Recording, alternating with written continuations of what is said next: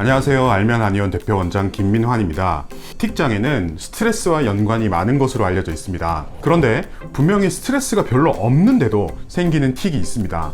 이런 아이들은 왜 틱이 생기는 것일까요? 그리고 이런 틱은 치료가 잘 되는 편일까요? 오늘은 스트레스와 관계없이 생기는 틱에 대해서 알아보고 치료 케이스에 대해서 간략하게 살펴보겠습니다. 이전 영상에서 틱이 왜 생기는지에 대해서 설명을 드렸습니다. 요약하자면 틱은 뇌신경의 불균형 때문에 이상한 감각인 전조 충동이 발생하게 되고 그것을 없애기 위해서 하는 동작들이 틱 동작입니다. 뇌신경의 불균형이 생기는 이유는 크게 분류해서 두 가지입니다. 첫 번째는 아이의 뇌가 덜 성장했기 때문에 발생하고요. 두 번째는 틱 이전에 다른 신경 증상들이 선행이 되기 때문에 발생합니다. 이 중에서 이 불균형 때문에 생기는 틱이 바로 스트레스와 큰 관계가 없는 틱입니다. 모든 틱은 만 18세 미만에 시작됩니다. 성인 틱이라고 하더라도 어릴 때 틱이 생긴 이후에 쭉 지속이 되는 경우이거나 아니면 어릴 때 틱이 생긴 이후에 완전히 사라졌다가 성인기가 되어서 다시 시작하는 경우입니다. 어릴 때 아무런 틱 증상이 없다가 성인이 되어서 갑자기 시작하는 틱은 극히 드물다라고 알려져 있습니다. 이렇게 만 18세 미만에 모든 틱이 시작된다라는 것은 아이인 것 자체가 병의 원인이라는 의미입니다. 아이의 뇌 상태, 즉 미성숙한 뇌신경이 병의 원인이 된다라고 이해할 수 있죠. 우리는 출생 이후에 급격하게 뇌가 성장하게 됩니다. 그래서 대략적으로 만 5세가 되면 성인 뇌 크기의 90% 정도까지 성장하는 것으로 알려져 있죠. 그 이후에도 뇌는 꾸준히 성장 발달해서 성인 뇌가 됩니다. 그런데 이런 성장 기간 동안 뇌의 모든 영역이 골고루 비슷한 속도로 성장하는 것은 아닙니다. 특정 영역은 빨리 성장 발달하게 되고 특정 영역은 성장 속도가 늦어지게 되죠. 그렇기 때문에 성장기에는 성장 속도의 차이 때문에 뇌의 각 부위들별로 불균형이 생길 수밖에 없는 구조입니다. 그 결과로 감각의 문제가 발생하고 그것을 없애기 위한 틱 동작이 발생하는 것이죠. 이렇게 스트레스가 원인이 아닌 미성숙한 뇌 상태가 원인인 틱은 몇 가지 특징이 있습니다. 첫 번째로 앞서 말씀드렸듯이 스트레스와 관계없이 발생합니다. 아무 이유 없이 발생합니다. 대부분 어머님들이 이런 말씀을 하시죠. 우리 애는 스트레스 받는 것도 별로 없고 항상 행복한데 갑자기 틱이 생겼다. 네, 이 아이들은 아무 이유 없이 갑자기 틱이 생깁니다. 왜냐하면 아이인 것 자체가 틱의 원인이기 때문이죠. 그리고 두 번째 특징으로 이런 틱은 단순 틱으로 나타나는 경우가 대부분입니다. 물론 복합 틱으로 나타나는 경우도 있지만 거의 대부분의 틱이 단순 틱의 형태로 나타납니다. 그리고 세 번째로 이런 식으로 발생하는 틱 대부분은 자라면서 사라집니다. 왜냐하면 이 틱의 원인은 아이의 뇌가 소화기 상태인 것, 뇌가 덜 성숙한 것이라고 말씀드렸죠. 그렇기 때문에 아이가 자라면 당연히 뇌도 더 성장 발달하게 되고 성인의 뇌가 되면 원인이 사라지는 것이기 때문에 틱이 사라지게 되는 것이죠. 물론 어릴 때 시작된 틱이 몇 년 이상 지속되기 때문에 치료를 해야 하는 것은 분명한 사실입니다.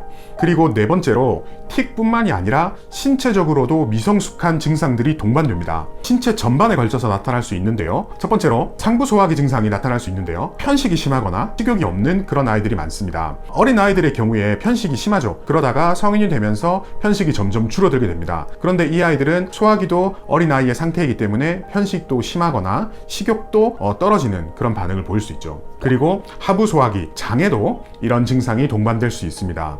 장도 미성숙한 상태라서 설사나 변비가 왔다 갔다 하거나 신경 쓰면 장 증상이 생기기도 하고 장에 가스가 차서 방귀를 많이 뀌거나 배가 항상 빵빵해 보이는 그런 증상을 보이는 경우가 많습니다. 또한 면역 기능도 완전히 성장하지 않아서 알레르기 질환을 가지고 있거나 감기에 너무 자주 노출되는 그런 반응을 보이기도 하죠. 또한 드물게 야뇨증이나 야제증과 같은 수면과 관련된 질환을 보이는 아이들도 있고 아주 드물게 선천적인 심장 질환을 보이는 아이도 있었습니다. 이런 신체 증상들은 전체적으로 아이의 신체 기능이 미성숙한 상태이기 때문에 나타나는 것으로 이해할 수 있습니다. 이렇게 스트레스가 원인이 아니라 미성숙한 뇌 상태 때문에 생기는 틱은 치료를 할 때도 미성숙한 뇌 상태를 개선해 주는 것이 가장 중요합니다. 그렇기 때문에 스트레스를 조절하고 긴장을 푸는 약들보다는 뇌신경이 잘 성장하고 발달할 수 있는 그런 한약을 투여하게 됩니다. 그리고 동시에 신체적으로도 건강해지고 잘 성장할 수 있는 약을 투여합니다. 아이의 뇌와 몸은 따로 떨어져 있지 않습니다. 몸이 건강해야 뇌가 더 성장 발달하게 되고 마찬가지로 뇌가 더 튼튼해져야 몸도 튼튼해지게 됩니다. 그래서 뇌도 튼튼해지게 만들고 몸도 튼튼해지게 만드는 약을 투여를 하는 것이죠. 일종의 보약 같은 그런 개념이라고 이해할 수 있습니다. 이런 약을 복용하게 되면 틱 증상은 당연히 좋아지면서 신체적인 증상도 개선됩니다. 아이가 신체적으로 미성숙해서 나타나는 증상이 있다면 그런 증상이 개선되게 되고요. 체력도 좋아져서 이전보다 훨씬 더 튼튼한 아이로 바뀌게 되죠. 이렇게 뇌의 미성숙이 원인이 되는 틱 치료 케이스를 간략하게 두 가지만 살펴보겠습니다. 먼저 이 아이는 만 6세의 남자아이입니다. 유치원생이고요. 내원하기 1년 전에 처음 틱 증상이 생겼습니다. 이렇게 하는 음성틱이 생겼다가 2달 정도 지속되고 사라졌습니다. 그러다가 내원하기 4개월 전부터 코를 찡긋거리는 증상이 재발한 상태로 내원했고요. 발병을 했을 때 특별한 환경 변화도 없고 특별하게 스트레스를 받는 것도 없었습니다. 엄마가 말씀하시기는 친구들하고도 잘 지내고 유치원도 잘 다니고 크게 스트레스 받는 일이 없다라고 하셨습니다. 이렇게 특별하게 스트레스도 없고 환경 변화도 없는데 틱이 생기는 것이 이런 유형의 아이들의 특징이라고 할 수 있습니다. 이 아이는 틱뿐만이 아니라 신체적인 증상들도 있었는데요.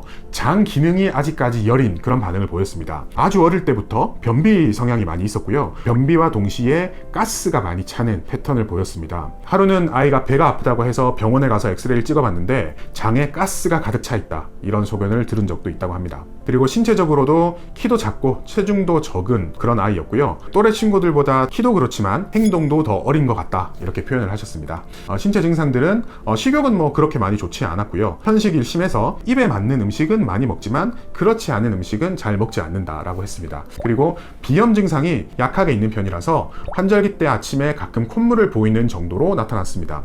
그리고 놀다 보면 금방 지쳐서 쉬어야 한다고 했습니다. 그런데 본인이 좋아하는 걸 할 때는 잠을 이겨가면서 놀고 싶어 했습니다. 딱 어린아이들의 모습이라고 할 수 있겠죠. 이 아이는 앞서 설명드린 대로 뇌를 발달시켜주고 신체적으로 건강하게 만들어주고 장 기능을 개선하는 그런 한약을 복용했고요. 한 달 복용하고 나서 틱은 대략 한 20% 정도 줄었다라고 합니다. 3달 정도 치료하면서는 틱은 완전히 사라졌고 다시 재발하지 않은 그런 경과를 보였습니다. 그리고 대변 상태나 장 건강도 좋아졌고 식욕이 계속 좋아졌기 때문에 키 체중도 많이 늘어났다라고 했습니다. 그리고 앞서 말씀드린 대로 많이 뛰어놀지만 쉽게 피곤해했는데 체력도 이전보다 좋아진 것 같다라고 말씀을 하셨습니다. 이렇게 완전히 틱을 치료하고 치료는 종료하였습니다. 자, 두 번째 케이스는 성인 여성분입니다. 10살경에 틱이 처음 시작됐고 고등학교 때까지 쭉 지속이 되다가 고등학교 중간에 어느 순간 사라졌습니다. 그리고 틱은 얼굴을 찡그리고 오른쪽으로 고개를 까딱거리고 어깨를 돌리는 그런 형태로 나타났다가 고등학교 때 사라졌습니다. 그러다가 대략 3년쯤 전에 직장 생활을 시작하면서 갑자기 틱이 재발했습니다.